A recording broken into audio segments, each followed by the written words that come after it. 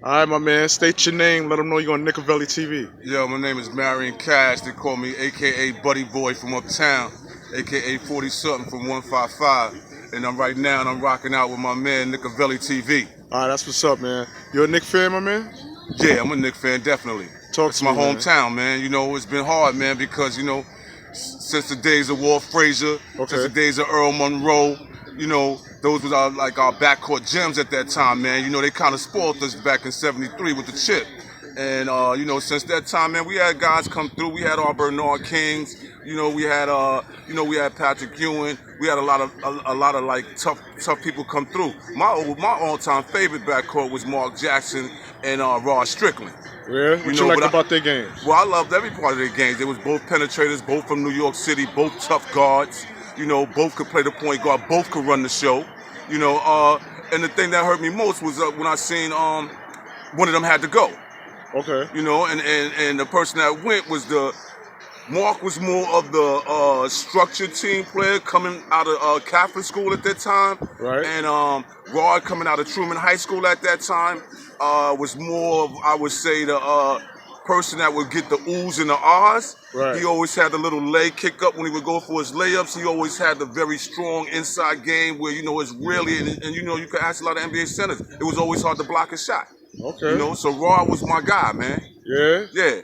At one point in time, and this is just straight up talking to you, when Rod was in Truman High School, Rod actually asked me to even transfer to his school at one time.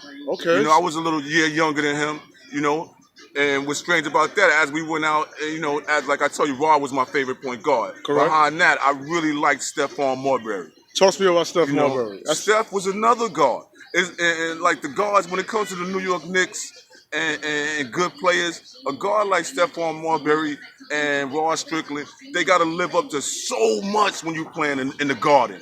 When you're playing in the Garden, the people that come to see you for a show.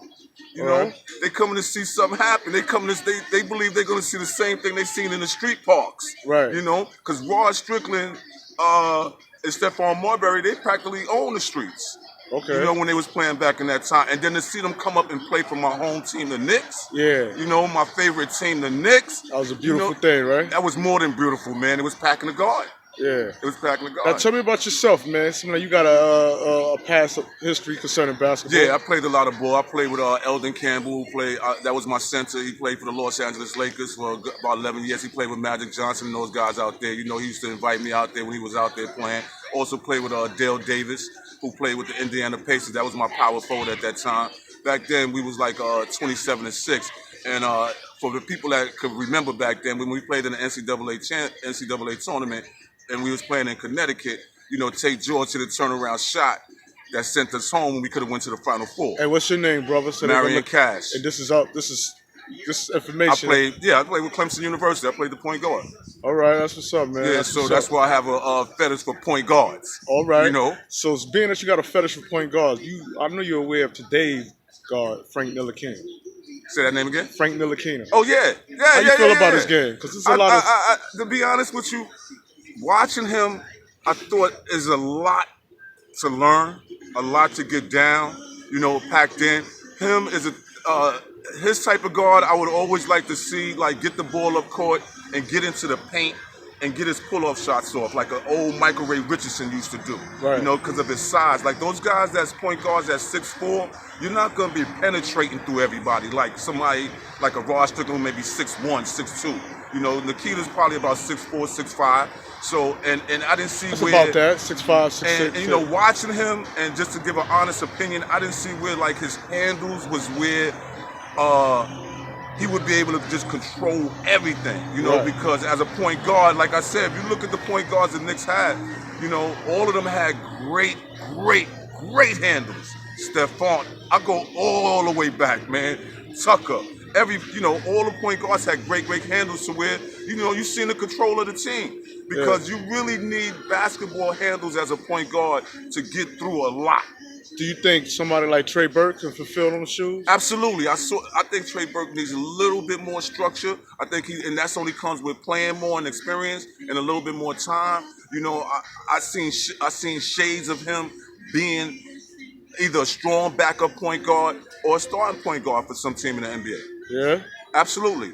Okay. Because some might say that his height That's and his wingspan is not that yeah, but to I start. let height go a long time ago with Muggsy Bogues. Height Allen Iverson. You know, I've seen guards in New York City, point guards, maybe 5'4", 5'5", dominate the whole game, a.k.a. Brooklyn Booger Smith. Right. So it's hard to like tell like a New York City basketball player that you have to be a certain size or you have to be a certain height. Right. It's Okay. totally different. Okay. You know, And how do you feel about today's Knicks, like Chris Porzingis, Kevin Knox? to Which, be honest with you, I think Chris Porzingis is very tough. I think he's very tough, and I seen he has shades of not being afraid of any other NBA ball player, to where he goes out and he looks to dominate that player. I've seen him go strong on players. I've seen him play good defense on players. He's 7 foot tall, could handle a little bit, could shoot the three, could get to the hole, could post up. You got an all-around player right there. Almost tough is not tough as the gentleman out in Milwaukee, right. Antetokounmpo, Okay. but he has that style of game. And like as far as Kevin Knox, I see an up and coming all star. Yeah. Yeah, with a little time, I see an up and coming all star. I'm happy about that pick. Yeah, because they chose him over Michael Porter Jr.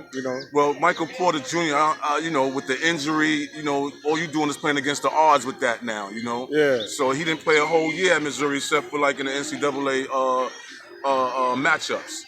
Okay. All right. And then you got the Knicks going to the playoffs, man. I got the Knicks going to the playoffs. How far? They're gonna go to I would say I don't know if they'll get through the first round, but just to get to the playoffs this year would be a good sign. It'd be a good setting point to where, these guys can start looking at things a little bit better.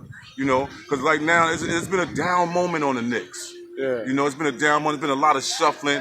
The Carmelo Anthony era, that whole situation.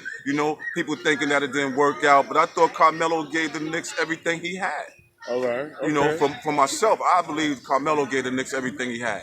All right, my man. With that being said, I want to thank you for your time, for tuning in to Nickavelli TV. Y'all viewers, make sure y'all like and subscribe, and we out of here. Nickavelli Peace. TV, let's make it happen. All right.